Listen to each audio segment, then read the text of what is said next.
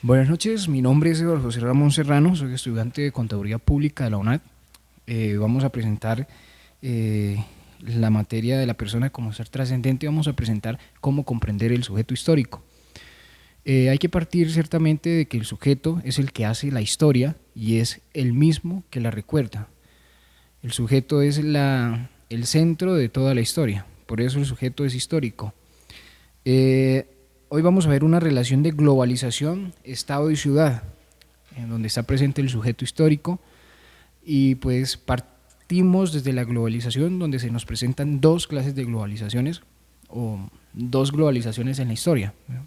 Para darme a entender mejor.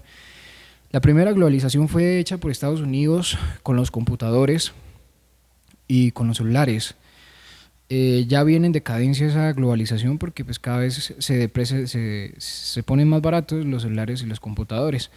La segunda globalización surge con la inteligencia artificial y la robótica, que es China la potencia en este caso, y es por esto que se genera una división entre naciones, unos conflictos, guerras frías, lo que llamamos guerras frías. Pero pues no puede, en el caso actual, Estados Unidos no puede tener una guerra fría con China porque pues Estados Unidos tiene una deuda externa con China. Entonces lo que hace Estados Unidos es atacar los aliados de China eh, para tratar de afectar en algo a China, y pues así se hace una guerra fría, pero no directamente, sino indirectamente con los aliados de las naciones. Después vamos a ir a los estados, las dos clases de estados, el estado abstracto y el estado concreto. El estado abstracto es el que es controlado por la empresa privada de una nación, como Estados Unidos controla el petróleo, por ejemplo, de Venezuela, ¿sí? No, el estado está ausente. Estados Unidos puede perder la guerra, bueno, no puede tener guerra con Venezuela o no puede tener guerra con Irak o perder la guerra con Irak, pero las empresas estadounidenses, las multinacionales del petróleo, pues dominan el mercado en esos países. Entonces tienen de cierta manera un control sobre esas naciones, sin necesidad o sea, sin necesidad de que el Estado eh, cree una guerra con las demás naciones. Ahora el Estado concreto es un Estado dominante y represivo, se da más en los gobiernos de izquierda, cuando el pueblo sale a protestar. Lo vemos también en casos de gobiernos de derecha, de ultraderecha, la ultraderecha y la ultraizquierda. Entonces son gobiernos que reprimen al pueblo, que no los escuchan y son dictadores. Ahora vamos a las ciudades.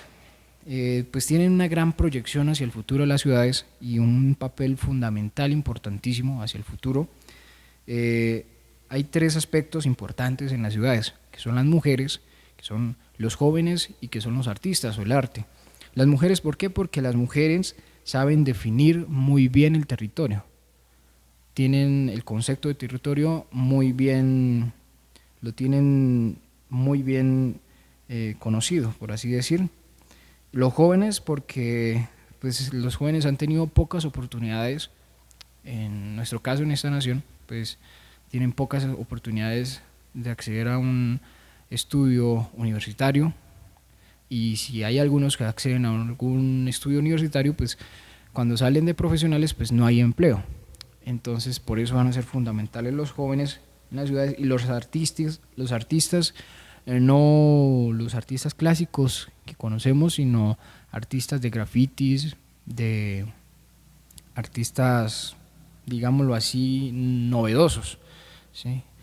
Entonces, pues lo que se, lo que se resume es que todo parte desde las ciudades para poder crear un buen estado y una buena globalización, sin necesidad de ir a guerras, sin necesidad de crear tantas divisiones.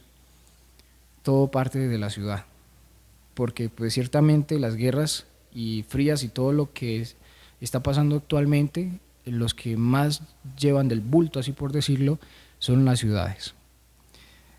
Todo esto genera zonas de sacrificio. Hay zonas de sacrificio, zonas contaminadas por el petróleo, la extracción de petróleo.